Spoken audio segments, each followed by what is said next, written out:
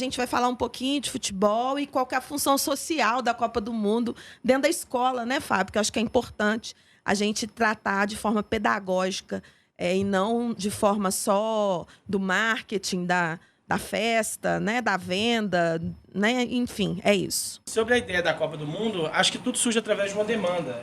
Eu vi que quando saiu a ideia do álbum de figurinha, ele estava muito caro. E como eu trabalho com alunos de periferia, eu não poderia excluir eles de ter essa proposta de colecionar, certo? Só que eu sempre achei que o futebol ele vai muito mais além dos 90 minutos, né? O futebol ele tem uma função social, uma função que ela pode construir coisas nesse caminho. Eu sou um professor de educação física, mas amo história e amo história do futebol. Eu comecei a estudar toda a Copa do Mundo, desde 1930 no Uruguai até a atual. Então, a minha proposta pedagógica era construir um álbum das histórias das Copas do Mundo, todos os fatos que aconteceram na Copa do Mundo, desde o primeiro momento até hoje, né? Eu passo ali por momentos onde a Itália, na Copa de 34, ela fala que se os jogadores italianos não ganhassem a Copa, poderia matar, o Mussolini poderia matar. E meus alunos, eles começam a ter essa ideia que também existe a política dentro de uma Copa do Mundo, né? De 38 a 50, quando a gente não tem Copa do Mundo devido à Segunda Guerra Mundial, a união da Alemanha com a Áustria, em meio àquela turbulência toda da Segunda Guerra Mundial, a Áustria ia disputar a Copa do Mundo, mas se ela se une, a Alemanha para disputar a Copa do Mundo, né? A gente tem a questão do primeiro jogo entre a Alemanha Ocidental e a Alemanha Oriental, que a Alemanha Oriental ganha de 1-0, a questão da ditadura militar no Brasil e na Argentina, com a influência da guerra. Eu queria que você falasse um pouco sobre a Copa do Mundo no Brasil. Desde quando nós fomos escolhidos para sediar a Copa e o desenrolar da Copa aqui no Brasil, que foi 2014. Já passou. Já passou tão rápido, foi tão né? traumático, né? A gente queria Copa todo dia, né?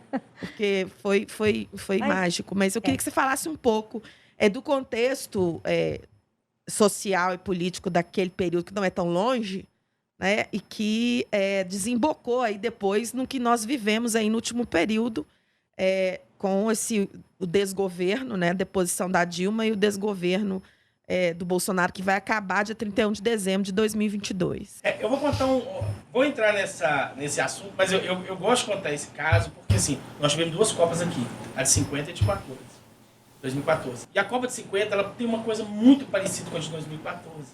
Né? Inclusive, uma das minhas figurinhas é o Maracanã ainda com andaime, e no primeiro jogo, o Maracanã com os andaimes ainda, eles não tiraram para o primeiro jogo. Né? Aí eu faço a relação com o viaduto que caiu aqui. Aí você tem a pressa de acelerar as obras por uma falta de organização das empresas e aconteceu um acidente aqui. Mas tem um fato que eu acho muito curioso entre a Copa de 50 e a gente traz para 2014, é o seguinte, que é o símbolo do amarelo da nossa camisa. Né? Porque a Copa de 50 do Brasil foi a última Copa que o Brasil jogou de branco. Depois disso, o Brasil ele cria um movimento aqui, como se fosse um movimento de vingança, né, pela derrota do Uruguai, e cria a camisa amarela como referência ao que na Copa de 1954 o Brasil jogou de amarelo. E se a gente for parar e pensar, toda a perspectiva política que teve no Brasil histórica, direta já, né, o símbolo amarelo ele torna-se como um símbolo de patriotismo. Só que parece que eles roubaram isso da gente nesses últimos tempos. Né? Parece que a camisa amarela teve um dono, ela não é do Brasil, ela é dono de uma pessoa.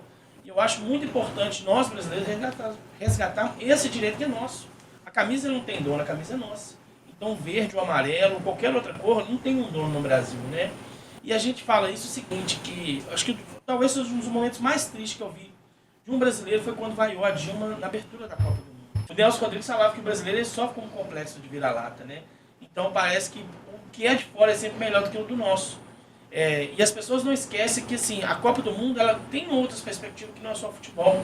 Né? Se a gente parar e pensar, a pessoa que vive do turismo ganhou dinheiro aqui, o ambulante que vendia as coisas ali na Savassi ganhava dinheiro.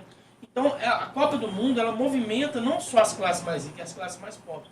E parece que essas classes ricas do Brasil, parece que você acha que você é dono do Brasil, acaba fazendo esse espetáculo muito feio que nós fizemos. Eu acho que é uma coisa que o mundo viu como uma coisa ruim. A gente vai a uma presidente, independente do seu lado ideológico ou não, a gente tem que saber respeitar as pessoas. E se a gente for pensar, por tudo que o Brasil passou, e foi no governo do PT a Copa do Mundo, eu achei que a Copa do Mundo foi um evento maravilhoso que o Brasil teve. E a gente tem que trazer isso como um lado positivo. Hoje em dia, ir a um jogo de futebol de qualquer campeonato, do mineiro ou do brasileiro, aqui no Mineirão é caro. É uma guerra, né? É caro.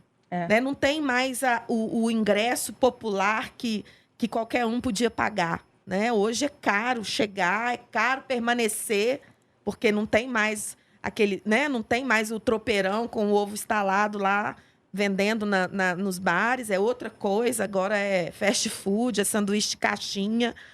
E o povo mesmo está excluído. O povo está excluído, e principalmente dos jogos mais importantes, né? Porque quanto mais importante é o jogo, mais caro é o preço do ingresso. Então, foram as parcerias público-privadas que foram estabelecidas para administrar os estádios. E aí aqui a gente tem, né, a parceria do Estado com a Minas Arena, que, quando tem prejuízo, é o Estado que repõe o valor do prejuízo, enfim, né? Privatizaram o futebol, na verdade, privatizaram o acesso ao futebol, e isso tem tido, sim, um processo de exclusão dos mais pobres, de exclusão da periferia, da população, que é quem move, é a massa, né, e não consegue mais estar dentro dos jogos. É uma grande verdade isso. Se a gente chega hoje no Mineirão, igual você falou, a gente está começando a ver as pessoas negras no estádio, sabe, na hora de fazer a limpeza do banheiro, na hora de varrer o estádio, não mais na arquibancada para sentir.